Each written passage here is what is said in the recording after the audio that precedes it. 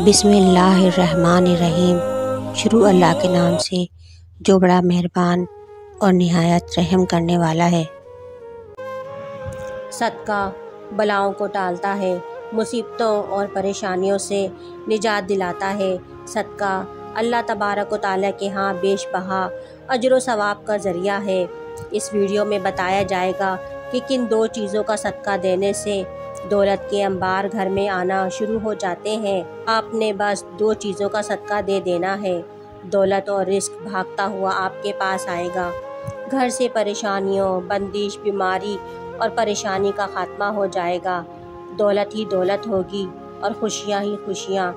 اس صدقے کو دینے کے لیے آپ کا دولت مند یا امیر ہونا شرط نہیں، غریب سے غریب شخص بھی آسانی سے یہ صدقہ دے سکتا ہے اور اپنی قسمت اور تقدیر کو بدل سکتا ہے۔ گزارش ہے کہ ویڈیو کو آخر تک ضرور دیکھیے گا۔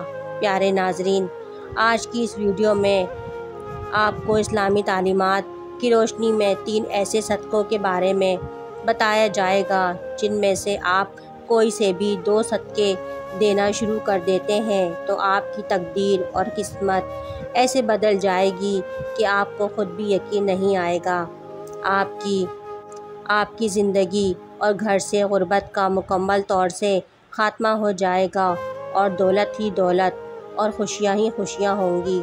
اس کے لیے آپ نے بس ان 3 میں سے کوئی سے بھی 2 صدقوں کو دینا شروع کر دینا ہے، اور اس کے لیے آپ کو نہ تو زیادہ پیسوں کی ضرورت ہے اور نہ ہی آپ کا دولت مند ہونا ضروری ہے۔ اگر آپ کے گھر میں کوئی شخص بیمار تھا یا بیماری تھی تو آپ کے گھر سے بیماریوں کا خاتمہ ہو جائے گا۔ آپ اور آپ کے گھر والے بلاؤں اور مصیبتوں سے دور رہیں گے۔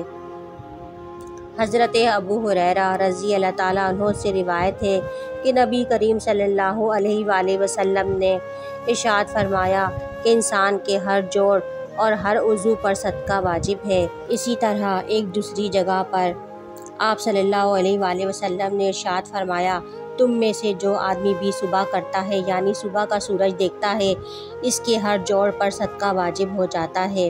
نبی کریم صلی اللہ علیہ وآلہ وسلم کے ان ارشادات کی روشنی میں ہمیں پتہ چلتا ہے کہ جیسے ہی اگلے دن کا سورج ہمیں دکھائی دیتا ہے تو ہمارے جسم میں موجود تقریباً 360 جوڑوں پر صدقہ واجب ہو جاتا ہے۔ لیکن ہم میں سے کتنے ایسے لوگ ہیں جو کہ اپنے اوپر واجب ہونے والے اس صدقے کو دیتے ہیں؟ ہم میں سے زیادہ تر لوگ تو ایسی صورت میں صدقہ دیتے ہیں جب ہم بیمار ہوتے ہیں یا ہم پر کوئی بڑی مصیبت نازل ہو جاتی ہے، لیکن اس سے پہلے تو صدقہ دینے کا خیال ہی ہمارے ذہن میں نہیں آتا۔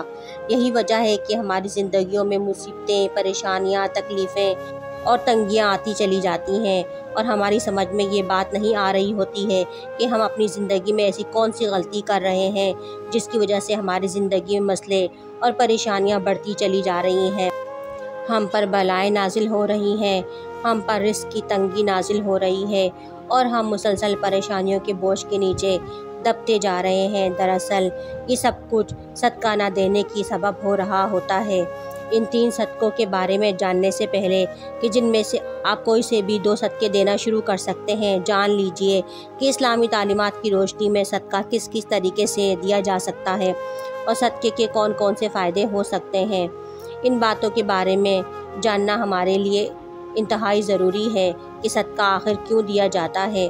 اسلامی تعلیمات اور نبی کریم صلی اللہ علیہ وآلہ وسلم کے مختلف ارشادات کی روشنی میں ہمیں پتہ چلتا ہے کہ آسمان سے بلائیں نازل کی جاتی ہیں اور یہ بلائیں اپنے ساتھ مختلف بیماریاں، مصیبتیں اور پریشانیاں لے کر آتی ہیں۔ کوئی بلا اپنے ساتھ بیماری لاتی ہے تو کوئی حادثہ اور کوئی رزق کی تنگی، لیکن صدقہ دینا ہمیں نہ صرف ان بلاؤں سے بچاتا ہے بلکہ غربت اور پریشانی سے بھی۔ صدقے کی وجہ سے ہمارے رزق اور دولت میں بھی اضافہ ہوتا ہے اور گھر میں برکت پڑتی ہے۔ اس کے علاوہ ہمیں یہ بھی پتہ چلتا ہے کہ صرف مال خرچ کر کے ہی صدقہ نہیں دیا جاتا، بلکہ آپ کسی کو سلام کرنے میں پہل کرتے ہیں، پانی پلاتے ہیں، 2 آدمیوں کے درمیان صلح کرواتے ہیں، کسی کو سواری پر چڑھنے میں مدد کرتے ہیں، کسی کو اچھی بات بتا دیتے ہیں، تو یہ سب صدقہ کرنے کے مختلف طریقے ہیں۔ اسی طرح نماز کے لیے جو آپ قدم بڑھاتے ہیں تو ہر ایک قدم صدقہ ہے۔ راستے سے رکاوٹ اور پتھر وغیرہ کو ہٹا دینا بھی صدقہ ہے۔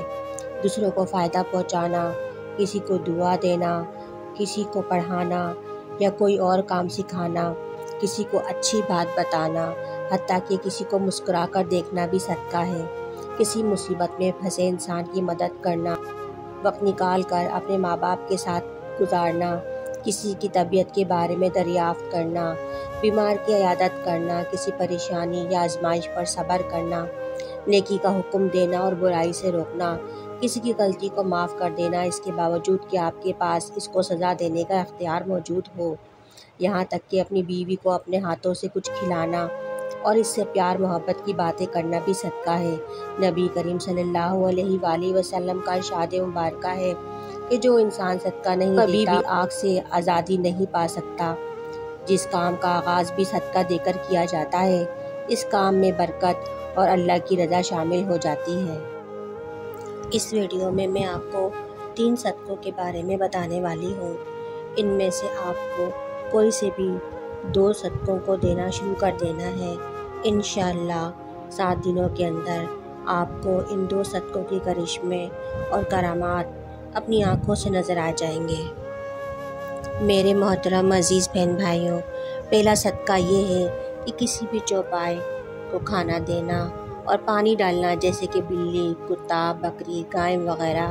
تو جو شخص بھی اپنی حیثیت اور توفیق کے حساب سے کسی چوپائے کو کھانا ڈالنا شروع کر دیتا ہے، بشرطے کہ وہ چوپائے اس کی اپنی ملکیت ہی کیوں نہ ہو، آپ اپنی مرضی سے کسی بھی چوپائے کو کھانا یا پانی وغیرہ ڈال سکتے ہیں۔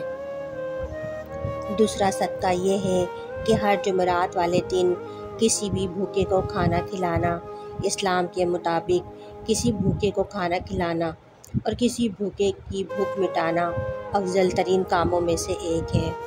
میرے محترم عزیز بہن بھائیوں، اگر آپ چاہتے ہیں کہ آپ کی تمام پریشانیاں ختم ہو جائیں، رزق کے حوالے سے آپ کے جتنے بھی مسئلے ہیں اور جتنی بھی پریشانیاں ہیں سب ختم ہو جائیں اور کسی بھی قسم کی رزق کی تنگی آپ پر باقی نہ رہے اور آپ کے گھر میں ضرورت سے زیادہ دولت، رزق اور پیسہ آنے لگے، تو آپ یہ کام شروع کریں۔